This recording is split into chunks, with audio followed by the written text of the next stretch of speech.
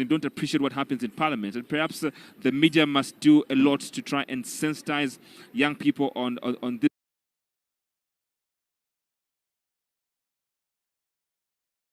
this ceremony and just the concept of Parliament in itself, isn't it? A big role the parliamentarians have, and when you see the president visit Parliament, it signifies the will of government to see that everyone is in sync despite of where they come from in ensuring service delivery for the Zambian people. Parliament is committed to effectively and efficiently carry out its legislative, oversight, representative and budgetary functions, and all these components will be included in the President's speech today. Earlier on, Brian, we did speak to the manufacturing sector in as far as the President is concerned, Ezekiel Seke. He did speak about 8% being contributed to the manufacturing sector currently, but in the next 10 years, a projection of 30% is expected. Of course, we'd like to push it to more. Yeah. There is a lot of potential in the manufacturing sector, and when you think about the new ministries that have been introduced, like technology and what they can do to help boost the manufacturing sector, gives you a reflection of what the president keeps on saying, that where one ministry ends, the other one starts, and teamwork must be observed. So that must be going through the minds of most of these parliamentarians as they take these important seats. Indeed, the manufacturing sector does expect from these members of parliament, you can see on your screen right now, to do something about the contribution that is coming from the manufacturing sector. You mentioned that they are contributing only 8% to the country's GDP. Now that's more. Well, I mean, we do not, ignore the fact that this is out of some great effort, but we can do better. When you look at the Vision 2030, it does project and demand that, at that particular time, the country's manufacturing sector must contribute something like, 36%. So it tells you that we have got a lot of work to do, because 2030 is almost near, it's just around the corner. Yes. And therefore, these members of parliament must try and do something about that. They must try and find solutions to make up for a slight delay that we have suffered as far as getting the best out of the manufacturing industry. But in that narrative, in that conversation, Chileshe, you want to bring in the issue of value addition that we spoke about earlier on. The manufacturing industry needs to have policies that support it to grow and be able to embrace and actualize a value addition, which does account for huge benefits in terms of job creation, in terms of growing the country's economy. Because when you've got a manufacturing industry that is thriving, you grow your middle class, and then it helps your citizens have the buying power to be able to buy the services and goods that the industry is are bringing to the fore. So manufacturing and value addition should be, the conversation should be on the lips and on the minds of these members of parliament. And as the first time being here in the parliamentary grounds, as the first time addressing parliamentarians as the president of Zambia, you will note that the president has spoken about policy consistency. Absolutely. And that's one issue that he continues to talk about to attract investors to the country. Policy consistency is key. He has also spoken about the multi-facility economic zones and how they have to be maximized in terms of potential to ensure that they also contribute to Zambia's economy. I think the tone that has been set, Brian, is really that it's time to work, it's time to put in the work, it's time to work for the nation and ensure that every contribution goes to the well-being of the Zambian people. This is the first time he's coming into the parliamentary grounds, coming to address the parliamentarians, and you may think it is one of the most important addresses that he will make. We know he has spoken on various occasions, and that has also set the tone for what we're talking about today.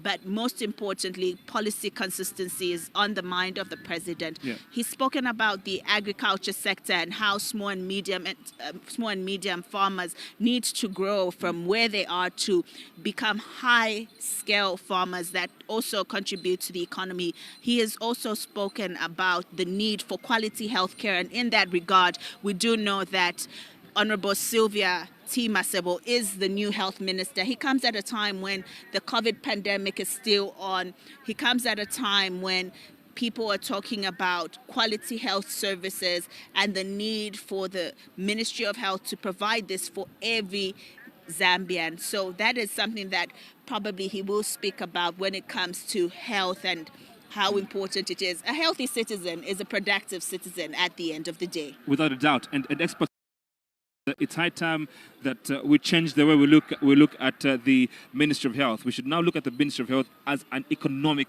ministry, so to speak, because, like you mentioned earlier on, it is extremely important to ensure that people can be able to be healthy, and people can look as the way the First Lady is looking very, very beautiful this morning, as always.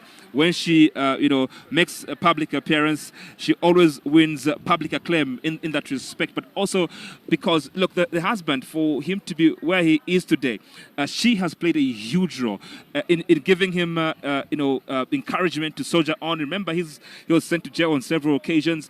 There were moments that were extremely favorable for one to give up, and the president then in the opposition stood firm and remained resolute and did maintain his path to the presidency. It's because of that woman you're seeing on your screen. And on several occasions, he's mentioned that, look, I am where I am today. I've managed to, calm the storm whenever it hits me because of this beautiful woman that has been very supportive in my career. And, a challenge to all the women, folk in the country, to support their husbands and their boyfriends as well. The president did mention that.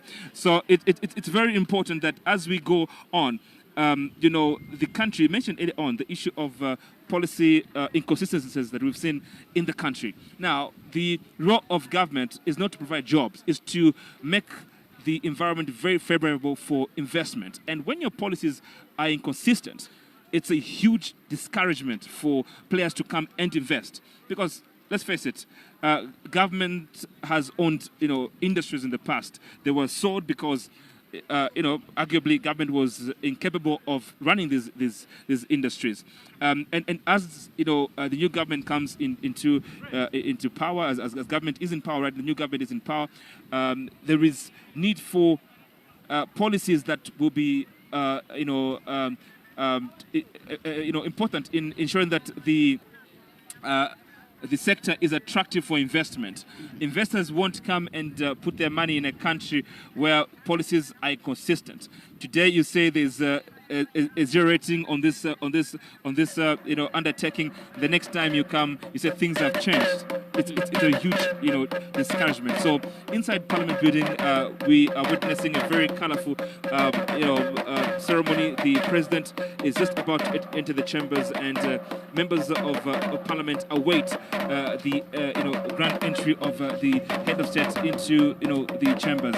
And this again, the drum does signify the fact that culture is something Zambia is not willing to let go of. The country shall embrace the rich culture and heritage that the country has been known of for a long time. So the president entering the chambers. Let me just make mention also that as he enters the chambers, this live broadcast is brought to you by ETG as well as Stanbic, and they are the main sponsors of this live broadcast that you are receiving on your screens. It is the time for the president to give the address, and would just like you to enjoy as he walks in to the Parliament building for the first time to give his maiden address to these parliamentarians for the vision he has for Zambia, what he carries, and the future of this country.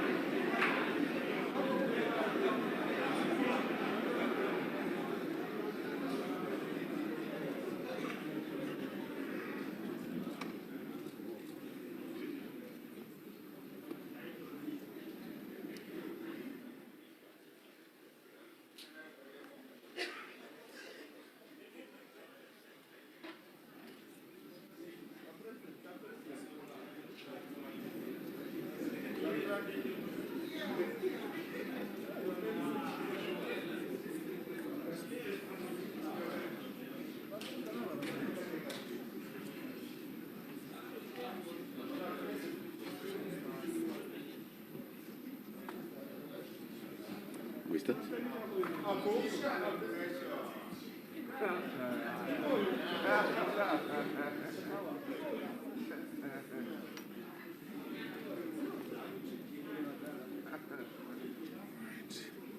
Shall we start?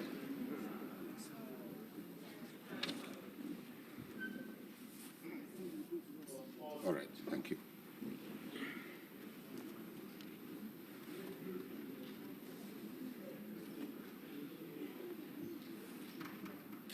Thank you very much, Madam Speaker. It is a great honor for me to be here today to address this august House on the official opening of the first session of the 13th National Assembly. This session marks the beginning of my first 5-year mandate as President of the Republic of Zambia. And I'm honored to be the first president to address this august House in the presence of the first female Speaker of the House. I thank the Almighty God for giving me and the United Party for National Development the opportunity to serve the people of this great country. My profound gratitude goes to the people of Zambia for the overwhelming election victory and trust in me as their president. I'm truly humbled by the responsibility that you, the Zambian people, have placed in our hands. We, in turn, shall serve you diligently and in accordance with your aspirations. Madam Speaker, on Thursday, 17th June this year, a dark cloud befell our country. We lost our gallant founding father and first president of this great nation, Dr. Kenneth David Kaunda. We are grateful for the immense contribution to the liberation struggle of not only our country, but also other countries in the region and beyond. We as a people will miss him, and shall forever be grateful to the Almighty God for giving us such a great son of Africa. Barely 3 days after the death of our founding father, we lost yet another gallant Zambian, our Chief Justice, her Lordship, Mrs. Irene Chirwa Mambilima, who passed away on the 20th of June, 2021. We remember her valuable contribution to the judiciary and service to the nation. Additionally, our country endured further despair resulting from the COVID-19 pandemic, where many of our loved ones passed away as a result of this pandemic. It is therefore important that this august House observes a minute of silence in honor of our late luminaries and the citizens who succumbed to the coronavirus.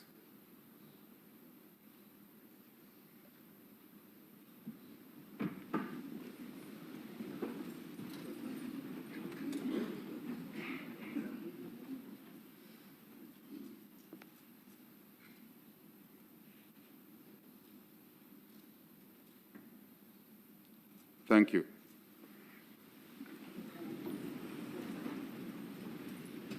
May their souls rest in eternal peace. Madam Speaker, allow me on this auspicious occasion to congratulate you and the two deputy speakers on your respective election to superintend the affairs of this august House. The responsibility placed on your shoulders is enormous. Our people expect you to discharge your duties with impartiality, dignity, and honor. And I'm confident that you will execute your duties diligently and maintain the decorum of this House. I also congratulate all of you, I mean all of you, the re-elected and newly elected members of Parliament, on your election to represent the people of Zambia. The people of Zambia. All of the people of Zambia. All of the people of Zambia are the ones you should represent without exception. That's by way of emphasis. I equally congratulate you, honorable members, who have been nominated to this August House. All of you who have been nominated to this August House, you too are congratulated. The people of Zambia have placed great confidence in you. The people of Zambia voted for change. The people of Zambia voted for change. Our people must begin to enjoy the fruits of this change. Your presence in this House should therefore not be for personal gain. We must all preoccupy ourselves with a call to duty and selfless service for the betterment of our country. You are expected to represent them effectively in order to contribute towards improving their livelihoods. Let us work hard and deliver to our people's expectations all the time.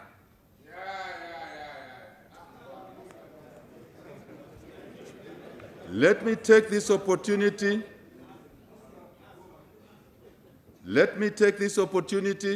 to pay tribute to the immediate past Speaker, Dr. Patrick Mativini, and the two former Deputy Speakers, Madam Catherine Namgala and Mr. Mwimba Malam, for presiding over the business of the House during their tenure. I also commend the Clerk of the National Assembly, Mrs. Cecilia Nsenduluka Mbewe, and indeed her staff for the support rendered to the House during the 12th National Assembly.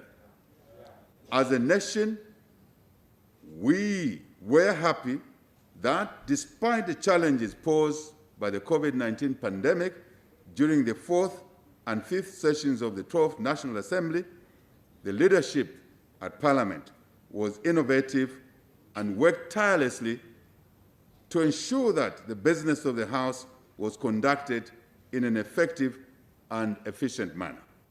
Thank you. Let me also pay special tribute to the former Vice President of the Republic of Zambia and leader of the government business, Her Honor, Mrs. Inonge Mutukwa Wina.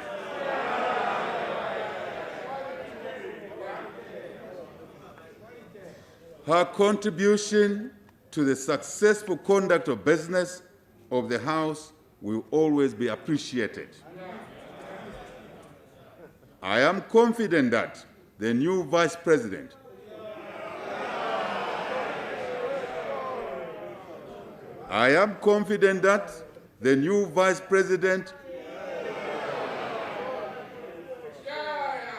Her Honor, Mrs. Mutale Nalumango, will certainly be equal to the task as leader of government business in the House. Madam Speaker, I'm happy to note that the August 2021 general elections were held successfully. Despite isolated instances of violence recorded before, during, and after voting, the elections were generally peaceful. The overwhelming support of the Zambian people carried the UPND to victory. In the midst of enormous in the midst of enormous efforts to suppress our freedom of movement and other democratic rights. We pledge to foster democracy. We pledge to foster democracy and allow all the rights and liberties that will be essential to thrive. We recognize with gratitude the smooth transition of leadership from the patriotic front to our government. I thank my predecessor, His Excellency. I thank my predecessor, His Excellency, Mr. Edgar Chagwa Lungu, for facilitating a smooth transition. The African continent and the world at large hold Zambia in high esteem for the maturity of our democracy. As Zambians, we should be proud. As Zambians, we should be proud. I commend the electorate. I commend the electorate who exercise their civic duty to vote for leaders of their choice in a peaceful manner.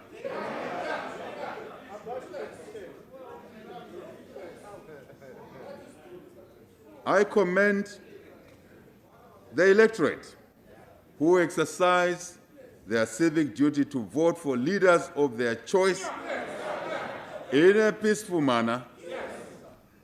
Their decision ought to be respected. Special appreciation goes to youth who turned out in large numbers to vote and bring about the change they so much desired.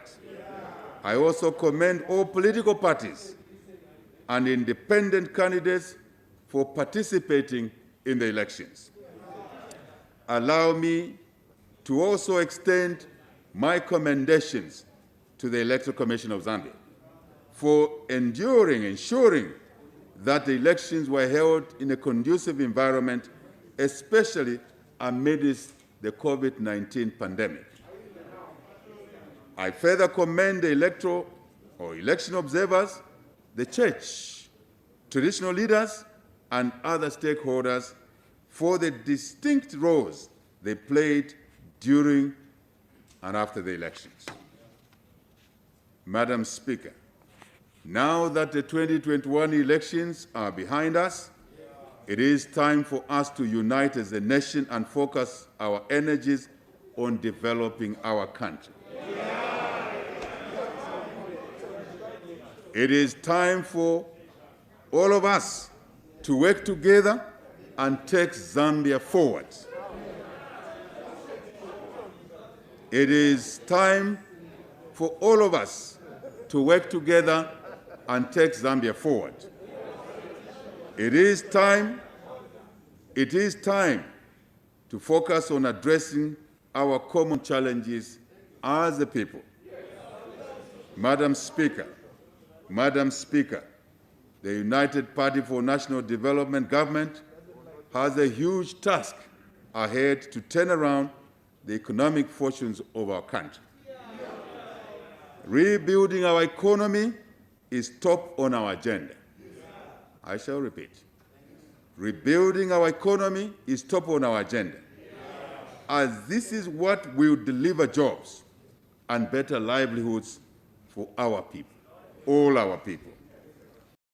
We have indeed inherited an economy that is in dire straits, and bold and decisive action to be taken to ensure recovery is achieved.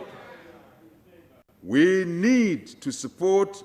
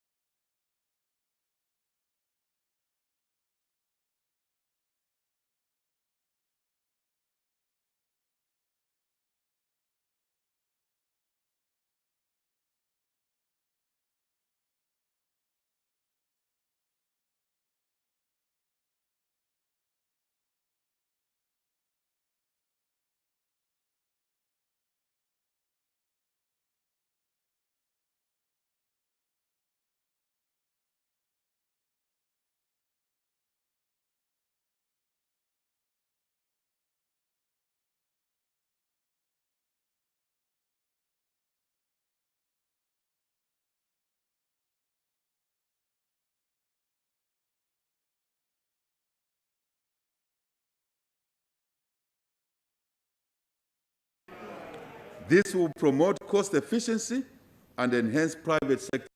Speaker, Madam Speaker, aquaculture is another area with great potential to provide opportunities for our people to venture in and improve their livelihoods. Luapula, others. Madam Speaker, aquaculture is critical. In this regard, we will promote the expansion and the intensification of fish farming across the country, especially among women and our youth. We will also promote production of fingerlings as well as establishment of hatcheries in the country to facilitate the growth of the aquaculture industry. This will not only improve the livelihoods of our people, but also meet the growing demand of fish in our country. Madam Speaker, to ensure a transformed agriculture sector which will effectively contribute to the restoration of economic growth and job creation, government will review the existing agricultural policies.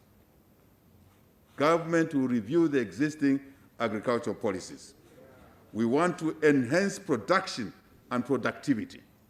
The two are different. Production and productivity. Value addition, marketing, as well as transparency and predictability of the export regime in the sector. Not frequent changes. Stability, predictable. Very important for business. Farming is a business. I therefore urge our people to seize the opportunities that exist in the sector so that, as a country, we are not only food sufficient, but also become the breadbasket of this region and indeed beyond. We have the capacity to do it. Let us therefore do it as a country, as a people. Madam Speaker, the mining sector will continue to play a key role in accelerating economic growth. Despite our long mining history and large mineral resource endowment, Zambia still faces a number of challenges in the mining sector. These include low levels of local participation and ownership in this sector, lack of transparency and accountability, as well as inconsistent fiscal policies. Mining is a long-term business. You don't change fiscal policies every other year. Investments will run away. So we shall stabilize this. Attractive, stable, consistent. And the rest you will see what will happen positively. Our administration is determined to ensure increased local participation and ownership in the sector. More jobs being created. More jobs being created, as well as increased investment in the mining sector. Too many of our people depend on this sector. We shall support them. Harnessing the opportunities available in the mining sector will be crucial to our economic revival. We will ensure increased copper and other minerals production, as well as maximizing the benefits from various minerals such as gold,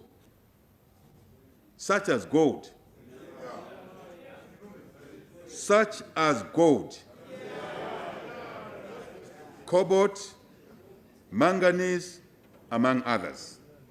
We will also promote further exploration as well as value addition. In this regard, we will offer appropriate incentives in this sector. We want to position the country to be a leading manufacturer of mineral value-added products such as electro cables. Some of you remember Zamefa.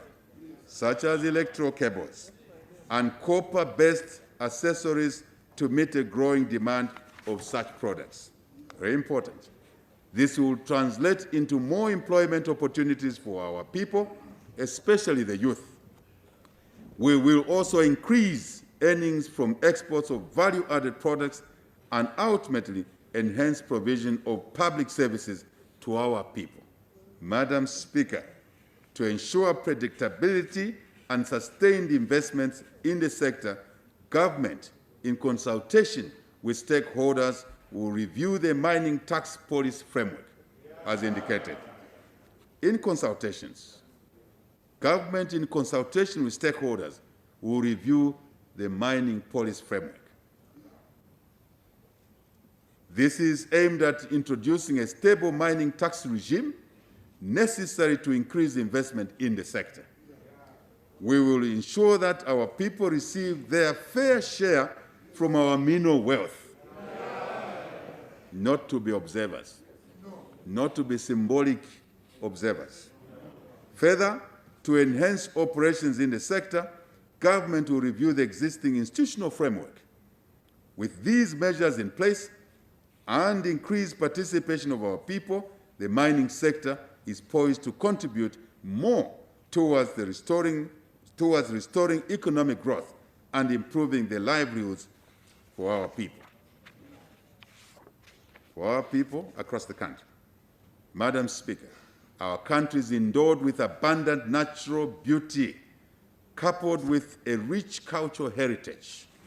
We have unique and pristine tourism sites that must be harnessed to benefit all our people. To this effect, our government will prioritize tourism as one of the key sectors for restoring economic growth, creating jobs, and reducing poverty. The potential of the tourism sector has, however, not been fully exploited. We all know that.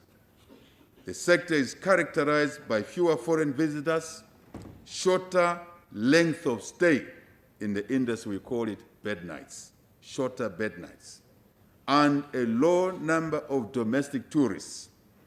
In the recent past, the sector has been severely affected, negatively of course, by the coronavirus pandemic.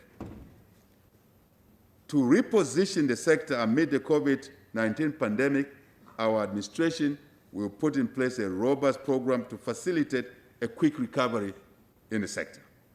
In the next 5 years, our administration will focus on attracting international tourists while promoting domestic tourism for enhanced sector resilience.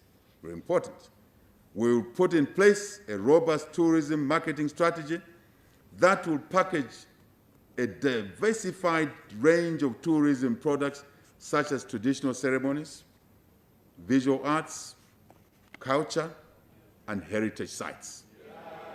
We will also reduce the cost of doing business in the sector and some negative perceptions in the sector. I shall repeat. We will also reduce the cost of doing business and some negative perceptions in the sector, such as perceived to be a yellow fever country when we have no yellow fever. We shall remove that. Thank you. Madam Speaker, with your indulgence. Further, we will open up areas of great potential, such as the northern circuit, to enhance inflows. We will construct and upgrade roads as well as airstrips and airports to tourism sites to improve accessibility. Very important. These interventions, among others, will not only make Zambia a tourism destination of choice, but also contribute to restoring economic growth in the country. I therefore urge players in the sector to continue being creative and innovative in designing and packaging tourism products. I also call upon Zambians to take advantage of the numerous tourism sites across the country and participate in local tourism. Madam Speaker, energy is an important driving force for development and a key enabler for productivity and industrial growth in our economy.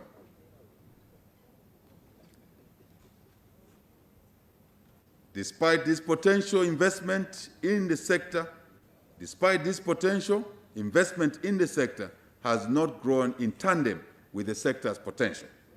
Our administration will ensure that the energy sector has an appropriate policy framework that will deliver affordable and clean energy from alternative renewables, green economy sources, plenty of them.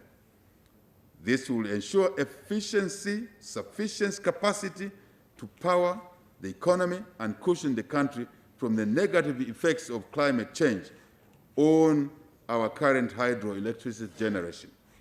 Madam Speaker, to attract more investments in the electricity subsector, our administration will put in place cost-reflective tariffs.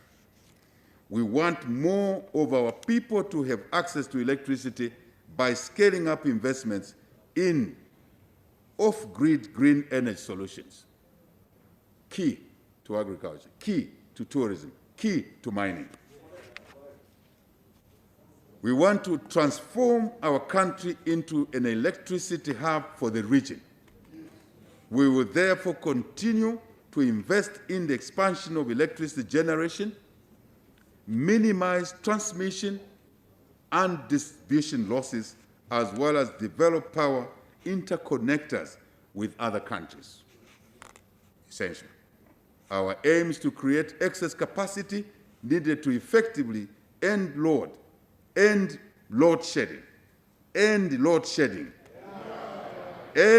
shedding with surplus power export.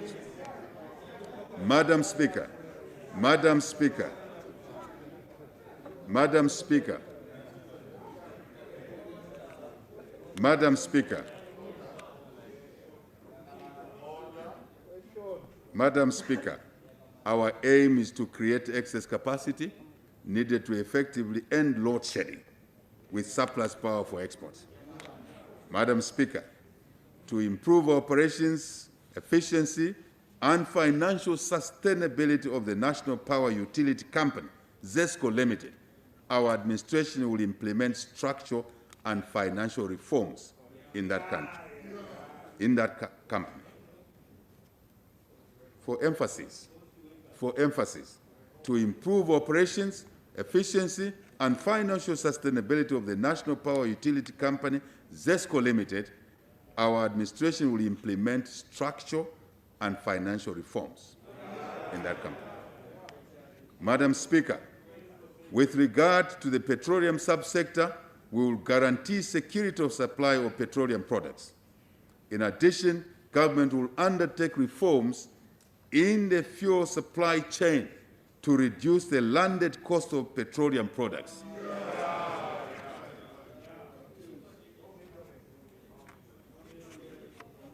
It shall be done.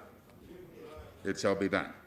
Our administration will progressively increase private sector participation in the procurement and supply of petroleum products. Madam Speaker, our administration recognizes that trade and industry plays a key role in economic development, as it is the bridge that connects producers of goods and services to the consumers. The sector has a huge potential for job and wealth creation, poverty reduction, and revenue generation for our country. Indeed, to this end, we will pursue an export-led trade strategy that will focus on continuous improvement in the competitiveness and quality of our exports. Government will place the private sector at the center of production and trade as an engine of growth. We are committed to improving the relationship with the private sector and increase the participation of Zambian businesses in regional and global value chains. This will enhance the contribution of trade and industry to job creation and economic growth. We will harmonize the trade policy with other relevant policies to effectively facilitate the flow of trade and investment in our country. We will put in place export financing support mechanisms to support Zambian businesses in their export agenda. I'll be the chief salesman for all of you, Zambians. In addition, we will work closely with the private sector in exploiting the opportunities available in the regional and international markets. Time has come for us to increase the share of Zambian businesses and products on the regional and global markets. To ensure acceptance of Zambian products globally, regional of course, globally, local of course, government will strengthen the operations of the Bureau of Standards and related bodies to enhance these institutions to appropriately certify products for quality. We will also promote industrial innovation and creativity, as well as support generation of intellectual property assets. Madam Speaker, to enhance the competitiveness of our local enterprises, we will reduce transaction costs. We will reduce transaction costs of doing business by streamlining the number of licenses and permits required to operate a business in this country, as well as the time it takes to obtain these licenses. We shall cut this, no tolerance to delays. Delays job creation, delays economic growth. That's our mission. We will also promote the use of electronic registration and payment systems. In addition, we will facilitate Zambian-owned businesses to have access to affordable credit and finance in this country. To keep the wheel of the economy constantly running, we will promote e-commerce. We will promote e-commerce, which will facilitate a productive and efficient economy. This will create more employment opportunities for our people and provide convenience in accessing goods and services. Madam Speaker, with these measures in place, we will be able to fully exploit the various trade opportunities available in the common market for Eastern and Southern Africa. The Southern African Development Community, the African Continental Free Trade Area, the European Union, and China, among others. This will not only create job opportunities for our people, but also increase the revenue base for individuals. That's how the economy works. For individuals, for households, for businesses, and ultimately for the national economy. That's how it works. Madam Speaker, government will focus on the micro, small, medium enterprises, SMEs. We believe that this category of entrepreneurship is the main engine for job creation and indeed for wealth amongst our people. We must support our people to be wealthy. Then they can support the weak in society. Very important. This will be supported by broad-based education and skills development. We want to create a critical mass of entrepreneurs, especially amongst the youth and women. Very important. Madam Speaker,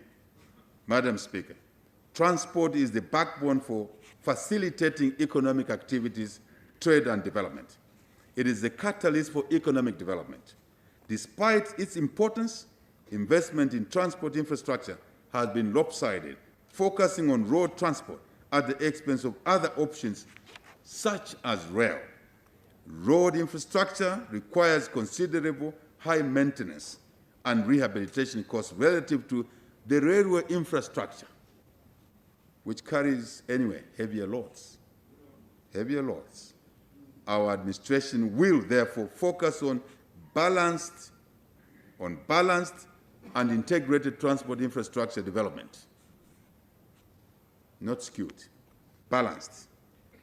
We will invest in road transport infrastructure, of course. We will invest in railway infrastructure, indeed. We will invest in air transport infrastructure. Very important. To achieve all of this, we will leverage public-private partnerships. We will leverage public-private partnerships. Madam Speaker, government will maintain, rehabilitate, and upgrade road infrastructure, particularly in rural areas, to open access. This will open up the country and link our farmers to markets, employees to their places of work, students to schools, colleges, and the sick to hospitals, amongst others. Very well coordinated, very organized. Madam Speaker,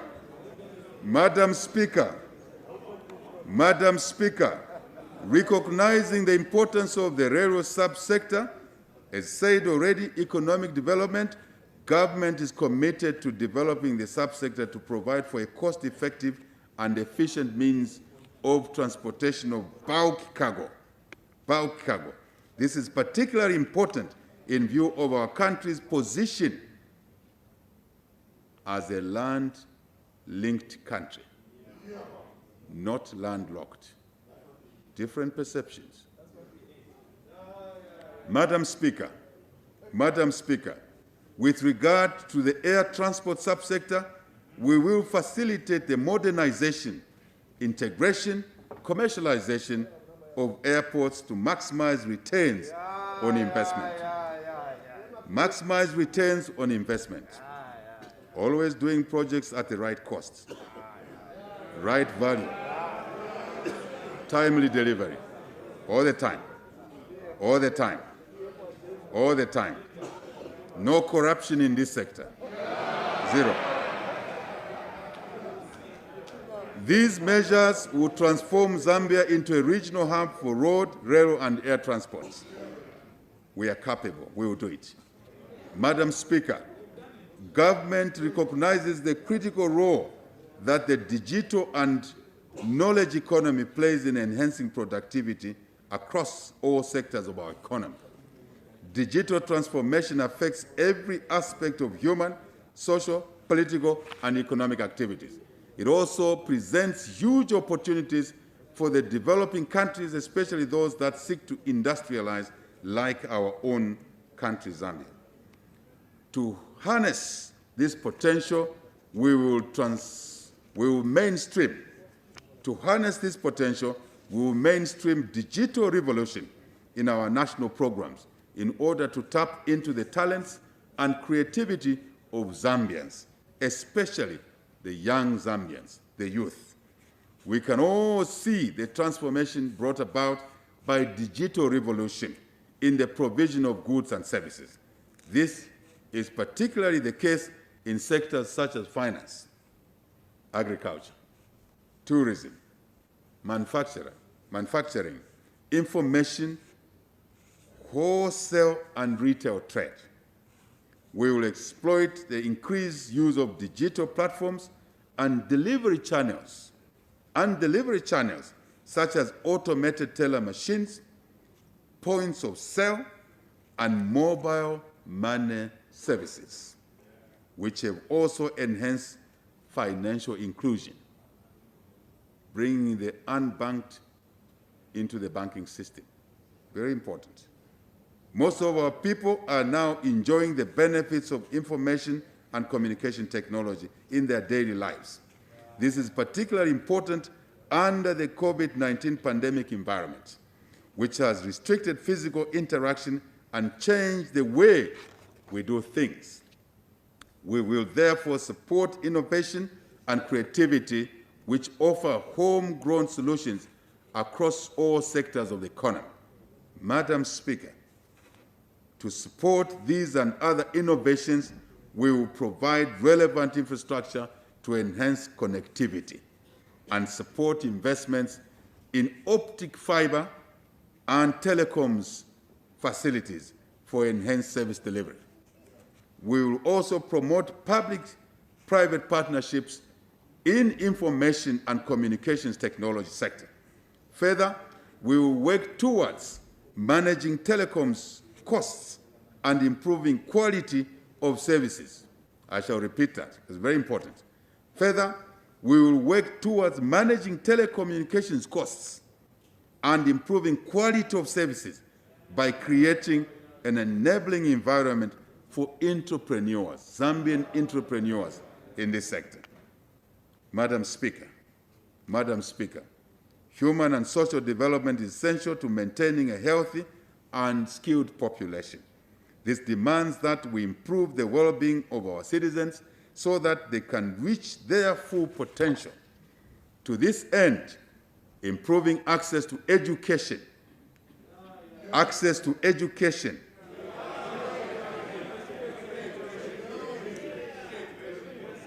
I shall repeat, to this end, improving access to education, health, social protection, as well as water and sanitation services will be a preoccupation of our government in the next 5 years. To realize this aspiration, government will foster accelerated social transformation through the empowerment of our citizens. We will invest in the social sector so that our citizenry is skilled. Madam Speaker, we will invest in the social sector so that our citizenry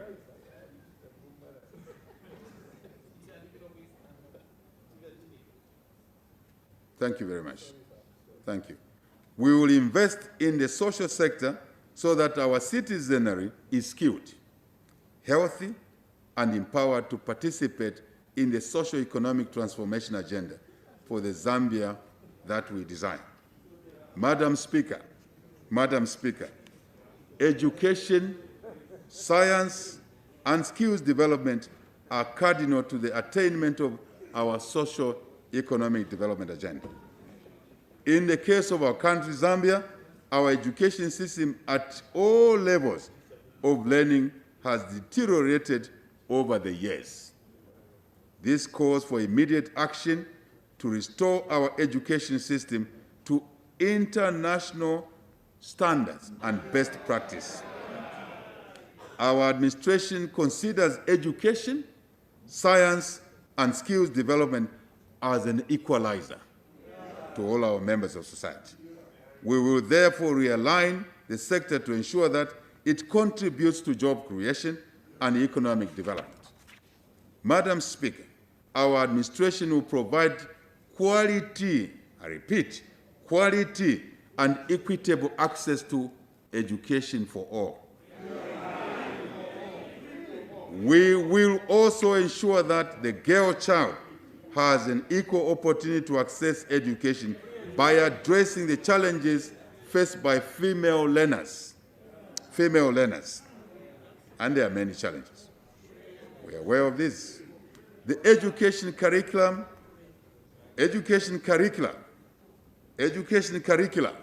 will be reviewed to ensure that it is in line with the required artisan skills and our development aspirations and goals of our country.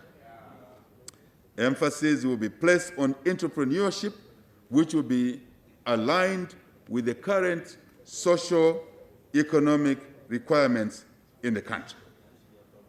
We want to produce graduates with the ability to contribute to innovations to industry, create jobs and wealth. We want people who can work for themselves, not always depending on a salary until you retire.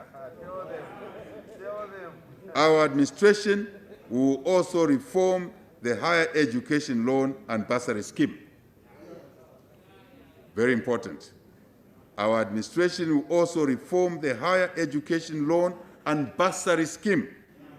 The reform is aimed at ensuring that learners who have potential to excel, especially the girl child, but are unable to afford to pay school or university fees, are supported.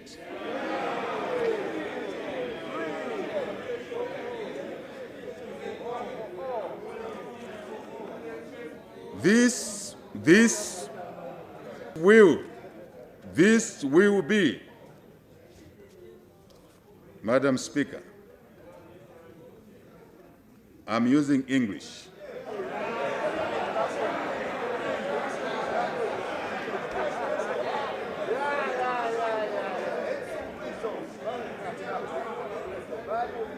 Thank you very much. I'm using English. Thank you very much. Children like mine do not need taxpayers' education support. But the children of the poor need that support. That's the English I'm using.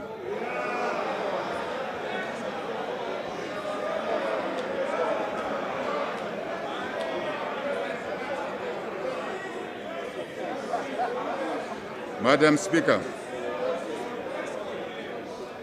Madam Speaker, Madam Speaker, Madam Speaker, we will bring order in the way we manage this country. This will be a departure from the prevailing situation where well-to-do and undeserving students are the ones that are benefiting from the bursary system.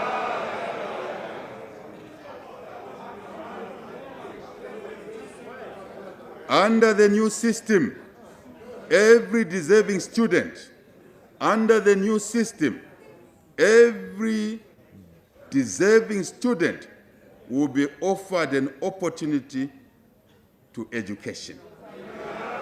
Even when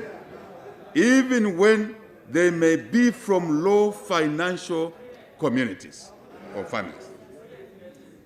To further improve the quality of education, we will recruit and deploy teachers equitably to all schools across the country. Madam Speaker,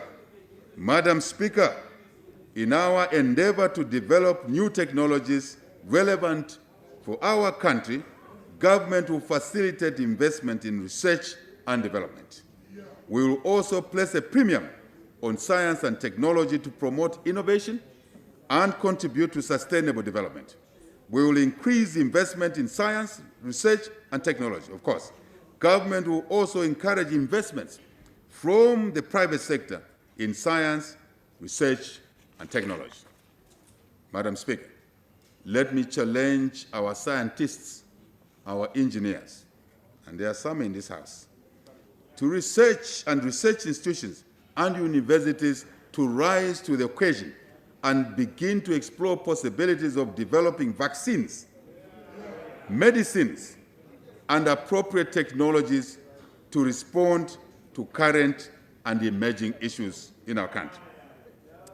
We should not sit idle and merely wait for solutions from developed countries when we have the capacity to develop our own solutions. Let us make a difference. Madam Speaker, investment in health is key to attaining a healthy and productive population. Health is not only a social determinant, but an economic commodity to enhance human development. Very important. Very important. Madam Speaker,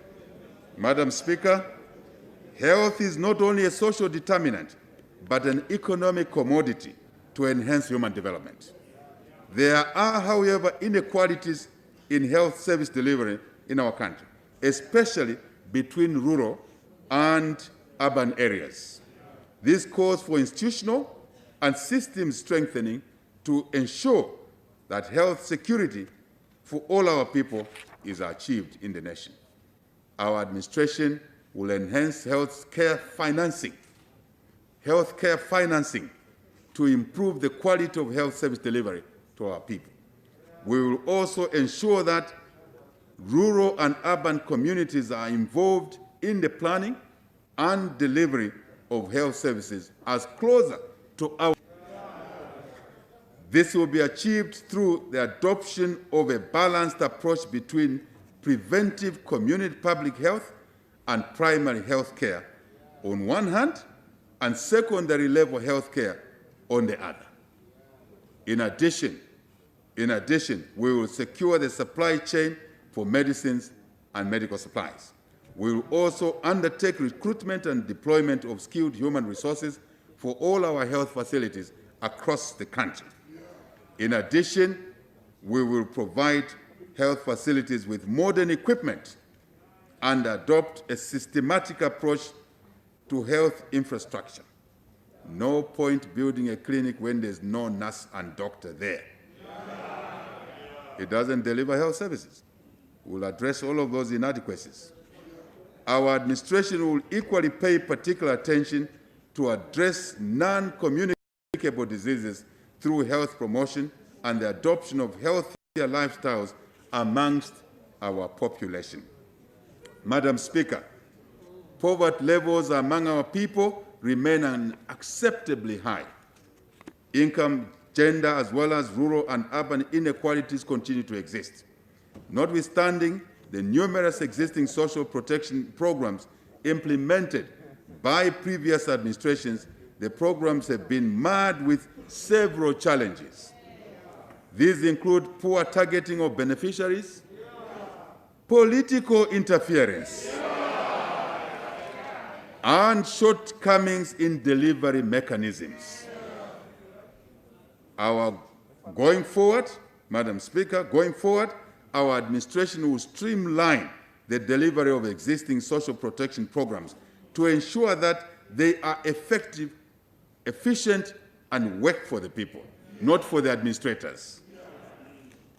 This will entail scaling up and broadening the scope of coverage of the programs to ensure that more of our vulnerable people are protected from the poverty and destitution. Madam Speaker, a premium will also be placed on empowering our women and young people through empowerment and livelihood programs in this area. We will also devote our efforts in providing skills training for self-employment, as well as increasing access to credit, coupled with financial literacy. Financial literacy. Very important. To this end, women empowerment will be an important strategy for overcoming poverty, marginalization, and other social ills in our communities. Government will therefore accelerate the implementation of programs aimed at promoting participation of women in economic programs. Livelihoods interventions will be important. Further, women representation in political leadership, commerce, and decision-making will be enhanced.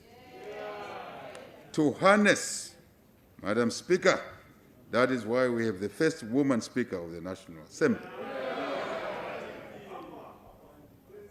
To harness the potential of our youthful population towards national development, government will create opportunities for jobs and wealth creation. This will be complemented by changing the mindset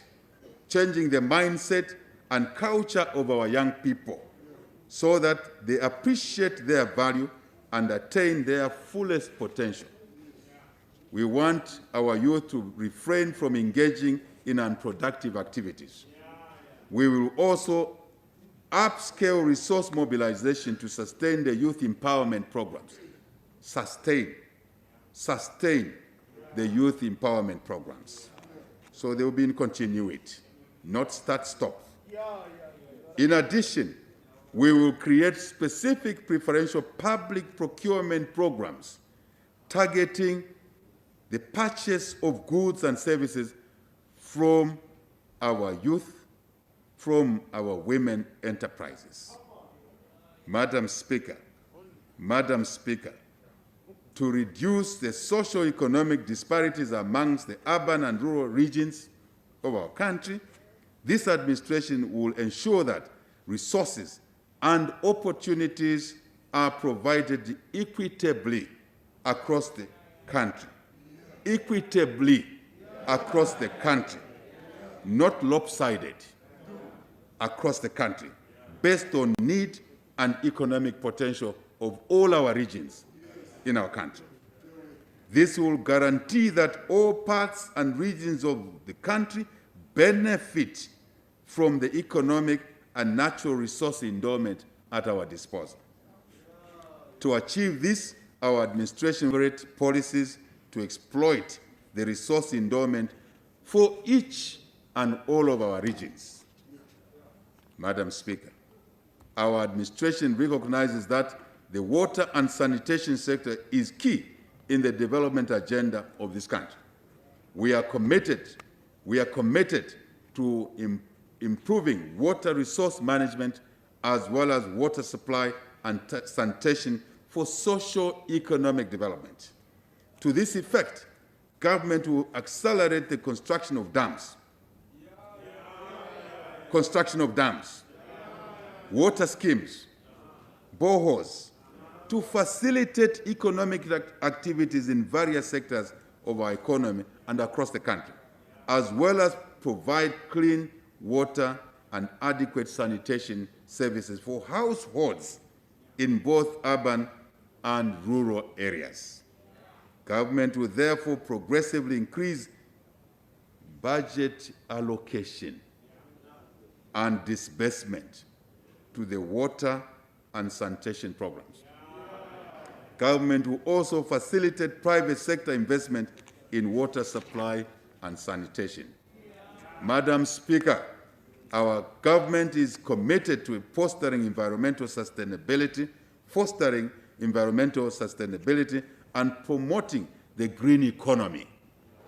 A well-managed environment is critical for achieving economic recovery, sustained growth, and improved livelihoods for all our people. It is for this reason that we have placed a premium on dealing with serious threats posed by climate change. High variability with frequent droughts, seasonal and flash floods, extreme temperatures, and dry spells are expected to intensify with climate change. These have already adversely affected or impacted on food, water, energy security, as well as the general livelihoods of our people. To address climate change, our government is committed to strengthening the institutional framework on implementing climate change interventions. Government will ensure that low carbon and climate resilient development pathways are pursued. I shall repeat deliberately. Government will ensure that low carbon and climate resilient development pathways are pursued. With the proposed Ministry of Green Economy and the Environment, we will champion environmental sustainability and implement policies that will yield benevolent dividends for generations to come. Not just us. We will also implement international agreements and protocols to strengthen programming on climate change. Madam Speaker, we will safeguard our natural resources, which constitute our natural capital and a source of enduring wealth. Very important. The vast majority of our people depend on natural resources for fuel, for income, for raw materials, and medicines. These resources, unfortunately, face growing threats ranging from habitat transformation, encroachment, uncontrolled fires, climate change, negative effects, unsustainable utilization, pollution, to invasive species that are distorting our environment. Further, the value of ecosystems and their biodiversity are neither fully appreciated nor translated into monetary terms. As such, we need to appreciate these resources by utilizing them sustainably so as not to deprive future generations of their use. Our administration will, therefore, embark on promoting the conservation of biodiversity, including ecosystems, to ensure our natural resource capital is not eroded. In this regard, conservation plans for critical wetlands will be implemented to preserve these ecosystems. Madam Speaker, we shall make Zambia a global beacon for environmental sustainability and indeed a champion of the green economy. We must safeguard ecosystems, protect natural habitats, and keep carbon out of the atmosphere at all times. Madam Speaker, a conducive governance environment is imperative for our country's political stability, for security, for economic growth, and sustainable development. Very important. It entails enhanced transparency, enhanced accountability, consultation, and dialogue along the way.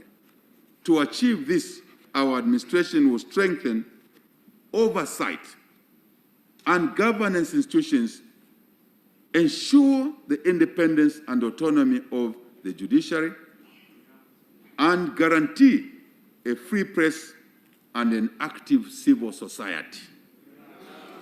We will also ensure an improved policy environment, strengthen public financial management, as well as improve service delivery and productivity. Further, we will restore the rule of law. Madam Speaker, we shall restore the rule of law and protect human rights and property. No more savagery behavior.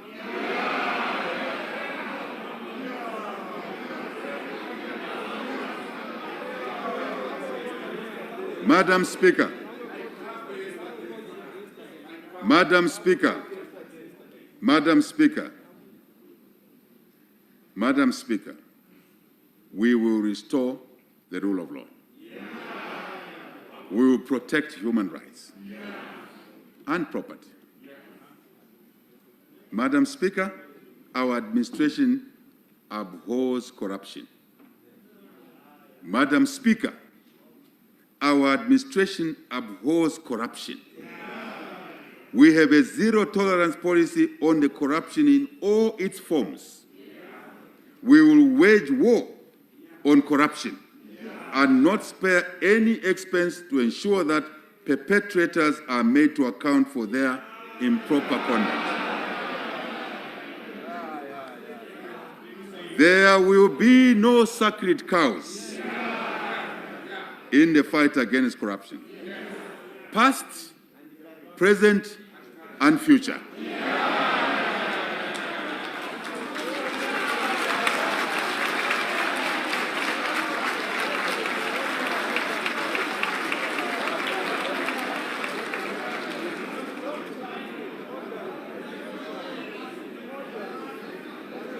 Madam Speaker, Madam Speaker, Madam Speaker, we will increase the benefits of being honest. Madam Speaker, Madam Speaker, we will increase the benefits of being honest rather than being dishonest. I shall repeat. We will increase the benefits of being honest rather than being dishonest as observed in the past. And the cost of being corrupt will be made high. To enhance transparency and accountability in our national affairs, we will review the policy and the legal framework for oversight institutions to enable them to fight corruption and economic crimes.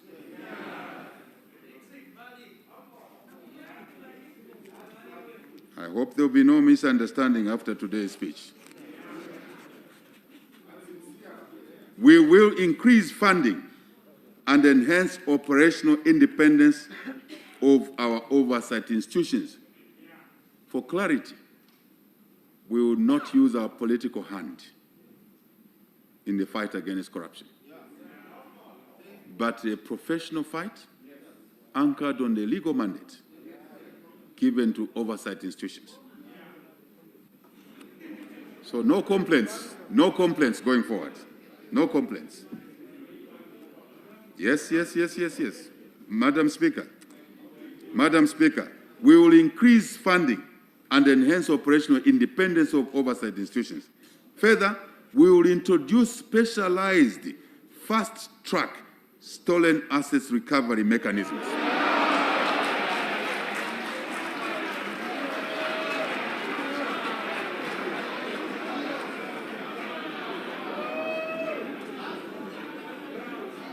Madam Speaker,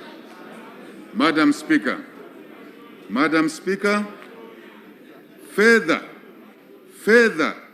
we will introduce specialized fast-track stolen assets recovery mechanisms and courts for corruption and economic crimes. We will also enact legislation where it's weak on ethics and integrity for improved transparency and accountability. Madam Speaker, part of our progressive transformation agenda will be to include decentralization and devolution of various central government functions to the provinces, Madam Speaker, to the districts, to the constituencies. That will be supported with resource allocation to these areas. This will include public procurement, resource allocation, and management that will be better managed at the local level with appreciation for local opportunities, priorities, and challenges. Madam Speaker, a conducive policy and legal environment is critical to achieving speedy recovery and stability of our economy, as well as ensure debt sustainability. It is not at the moment. To this effect, our administration will implement tax revenue administration reforms to facilitate a predictable tax environment and enhance revenue collections at all levels of government, including local government. We will broaden the tax base for revenue collection and lower the individual tax burden.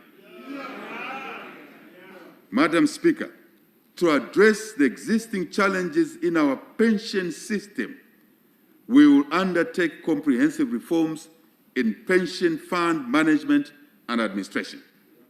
This will resolve the plight of pensioners and secure their rights to their hard-earned money over the years.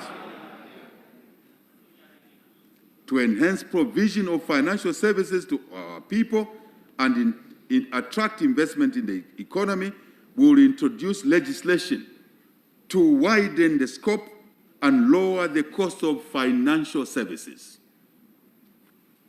English. In addition, we will create an enabling environment that will facilitate the development of the financial sector, and evolution towards a digital financial economy. To further improve the governance environments, we will enhance media freedom and access to information by facilitating the establishment of a media self-regulatory framework and enacting legislation on access to information. Madam Speaker, over the years, government has accumulated massive debts to finance widening fiscal deficits. These debts have accumulated to unsustainable levels, choking every resource available for development. Our administration commits itself to immediately stop excessive public expenditure as well as of halting any further accumulation of debt, especially expensive debt, especially debt for consumption, not for revenue generation. Madam Speaker, that will come to an end. We will engage our debt, our creditors on debt restructuring to restore credibility in the markets, sustainability of the debt. Further, accelerated growth will also improve our debt carrying capacity. Madam Speaker, let me read this English again. Further, accelerated growth will also improve our debt carrying capacity. Sustainability is what we're talking about. To enhance debt management and transparency, government will streamline reporting of debt to ensure full disclosure, and strengthen public investment management. We will repeal and response and guarantees Authorization Act Cap 366 of the laws of Zambia to bring it in line with the constitutional provisions. Currently, it's misaligned. Madam Speaker, to improve productivity and service delivery, our administration will ensure that we have a dedicated, professional public service.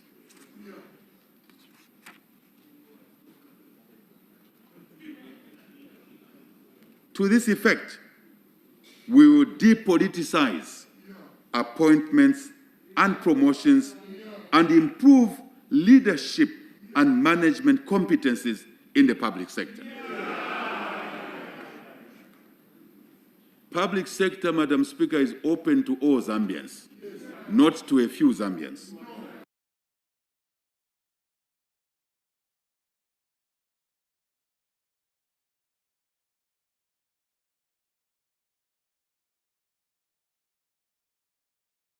But open to all Zambians. We will implement changes, management programs in the public service to ensure an optimal service delivery system is brought back.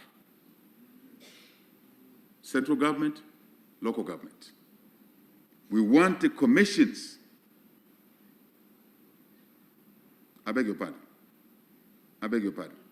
In addition, we will reform the service commissions to enhance their independence and professionalism. We want the commissions to protect the public service from unwarranted political interference in line with their mandate. We will ensure that the merit principle, Madam Speaker, we will ensure that the merit principle is strictly adhered to in appointments and placements of staff in these sectors, knowing that we are all Zambians. We have an equal stake to this country. All Zambians. God placed us in this society equally, equitably. No one is senior to another.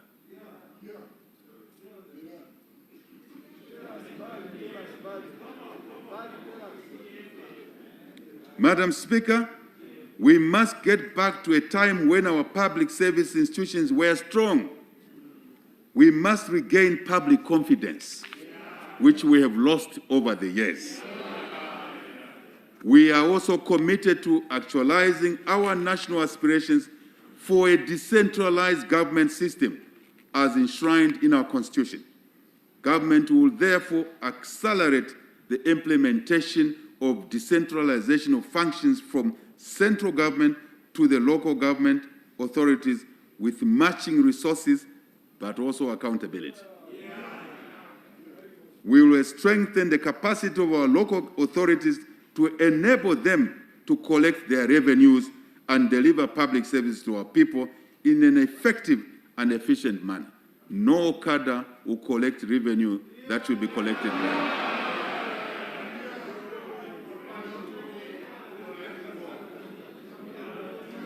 Madam Speaker,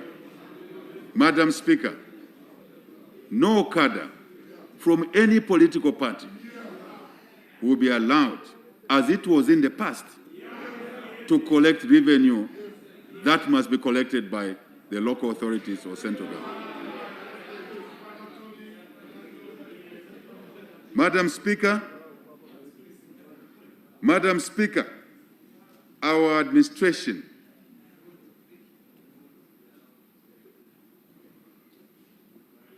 Madam Speaker, our government will therefore accelerate all of those measures that enhance revenue collection, accountability, application of those resources to benefit the people of Zambia, not individuals.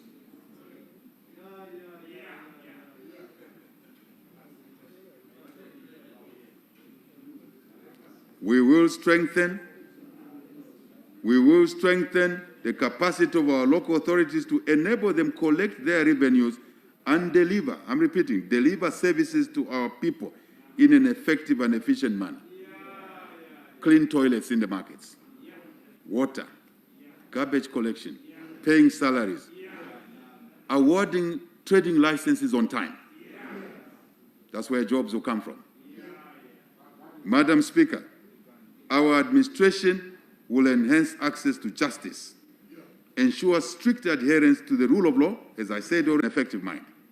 We will safeguard the rights of our people and protect their property. I'm repeating. To this effect, we will strengthen and modernize our institutions of governance to guarantee security, fundamental human rights, civil liberties, and quick dispensation of justice. Madam Speaker, the separation of powers among the three arms of government to the upholding of the Constitution and the rule of law. In this regard, our administration will strengthen and preserve the integrity of the principle of separation of powers.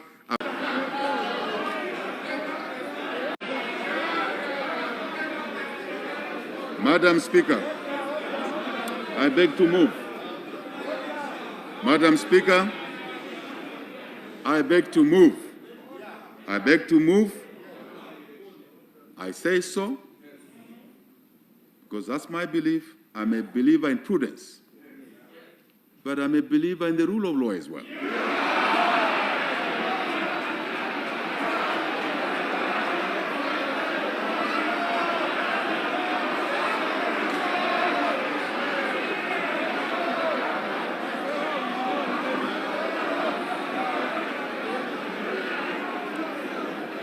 Madam Speaker,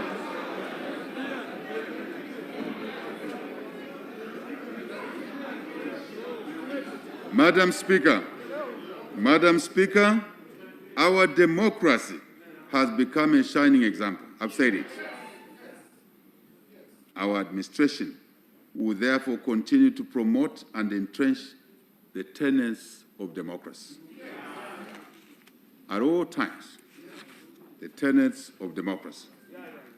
To further strengthen our democracy, we will implement electoral reforms to strengthen the independence of the Electoral Commission of Zambia. We will also reform the Public Order Act to facilitate its fair application and prevent the abuse of the past that we've seen. Madam Speaker, with respect to international cooperation and foreign relations, Zambia will effectively engage in bilateral, regional, and international levels to maximize benefits that accrue to our people and our country in the process of engagement. To this effect, our government will pursue economic diplomacy, trade and investment. That's a road we shall walk on. We will promote, I repeat, or emphatically, to this effect, government will pursue economic diplomacy. We will promote regional economic integration of our continent with this in mind. We will promote peaceful resolution of conflicts. We will ensure effective participation and representation of our citizens and other African nationals in the multilateral agencies.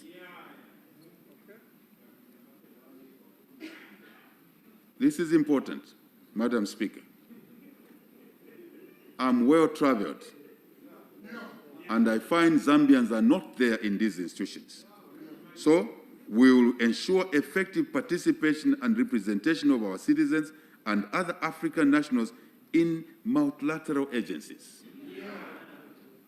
We will create a professional foreign service to ensure effective representation of the country's interests in all our foreign missions. Even the staff quality that will be going there will reflect this principle.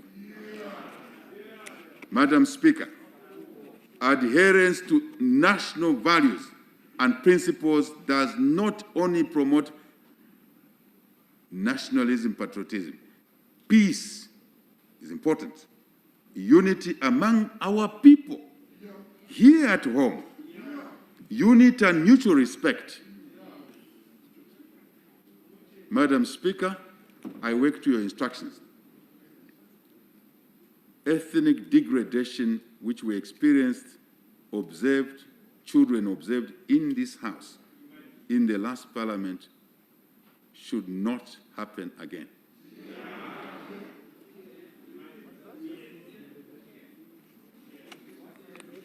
Madam Speaker, I'm talking about national unity.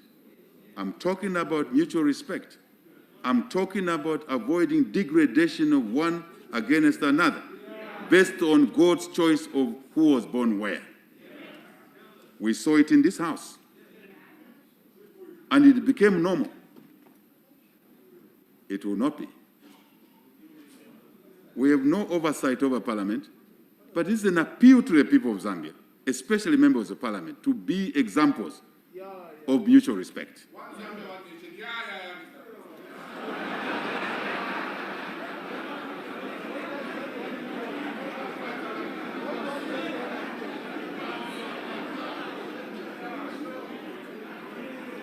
Madam Speaker, we should adhere to national values and principles. We must be nationalistic, we must be patriotic, we must have mutual respect, we must promote peace and unity among our people, but also create a positive influence on work ethics and productivity. In addition, adherence to our national values and principles will create a conducive environment to attract investments that lead to higher growth and employment opportunities for all our citizens. Efforts towards entrenchment of our national values and principles will therefore continue going forward. We want every Zambian to be an embodiment of our national values and principles. Every Zambian. We will make the national motto of One Zambia, One Nation, once more a reality. Not symbolism, but a reality. Madam Speaker, we recognize the important role that our traditional leaders, the church, and civil society play in the governance and development of our nation. To this effect, we will undertake policy and legislative reforms to enhance their contribution to national development. Madam Speaker, to begin to actualize the policy measures I have outlined above under the thematic areas of economic transformation and job creation, human and social development, environmental sustainability, and good governance environment, the Minister of Finance will soon be presenting the 2022 national budget to this August House. I therefore urge the honorable members of this August House to support in advance the budget as it comes on the floor. Madam Speaker, on 12 August, indeed, in advance, frame of mind, philosophical mindset, positive support, not negative support.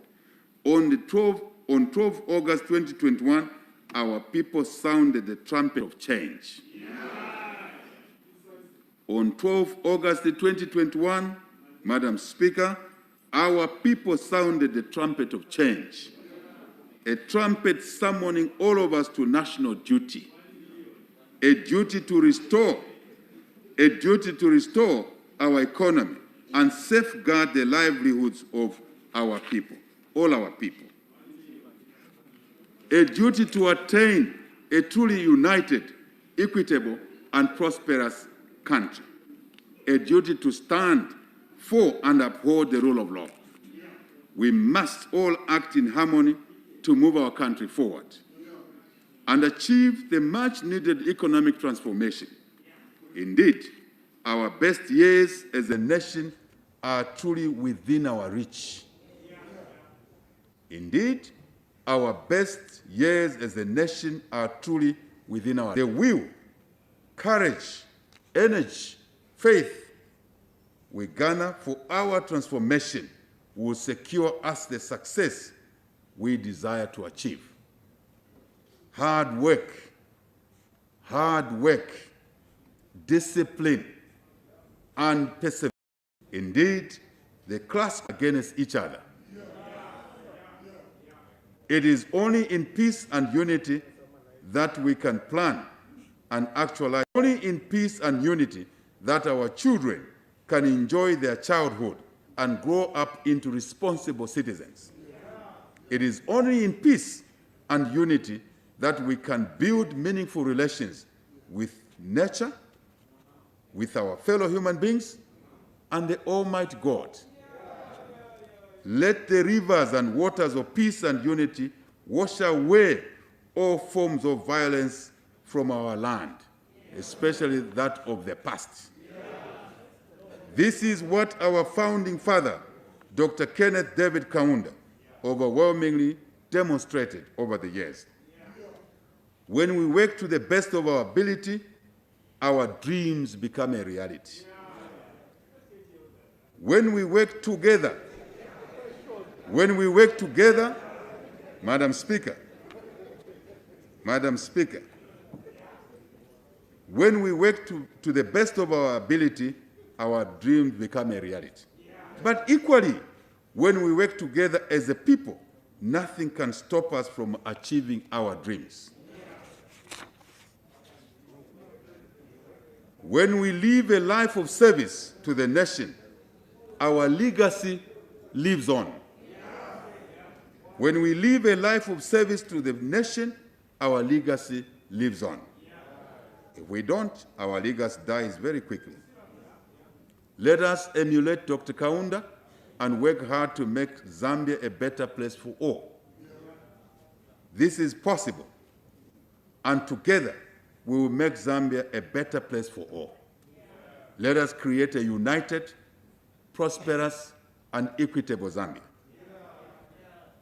The future of our country lies in our hands, all of us. Madam Speaker, it is now my singular honor and privilege to declare the first assembly officially opened.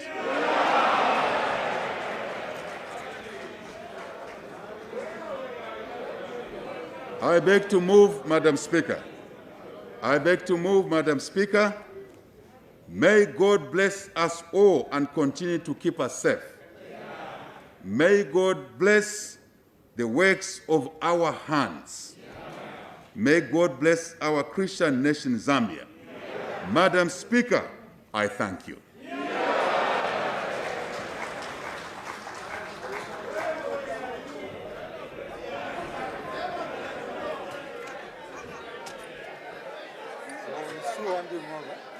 Wait.